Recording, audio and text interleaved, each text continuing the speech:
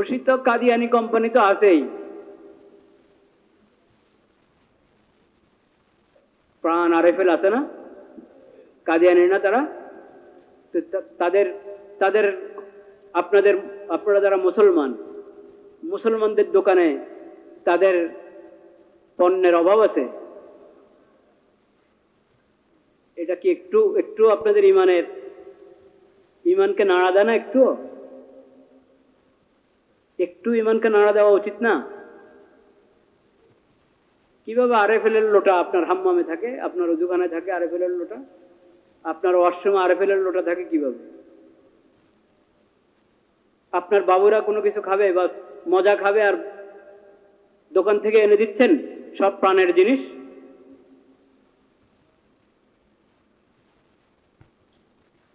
ইফতার করছেন, আপনার দস্তরখানে পানি, প্রাণের পানি, আপনার দস্তরখানে প্রাণের সামান, আপনি বলছেন আল্লাহুম্মা লাকা সুমতু আলা রিজকিকা আফতারতু, এই দোয়া পড়ছেন, আল্লাহ তোমার জন্য রোজা রেখেছি, তোমার নামে ইফতার করছি। আল্লাহর নামে ইফতার করছেন আল্লাহর দুশমনদের সামান দিয়ে। এই দোয়া আল্লাহর নবী আপনাকে শিখিয়েছেন, খাতামুন নবীন হযরত মুহাম্মদ মুস্তাফা সাল্লাল্লাহু আলাইহি সাল্লাম।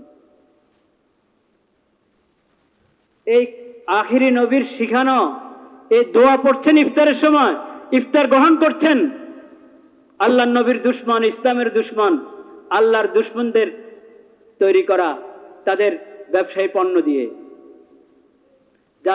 যাতে তাদের ব্যবসা মজবুত হয় আর মুসলমানদের ব্যবসা দুর্বল হয়। কোথায় আমাদের ঈমান?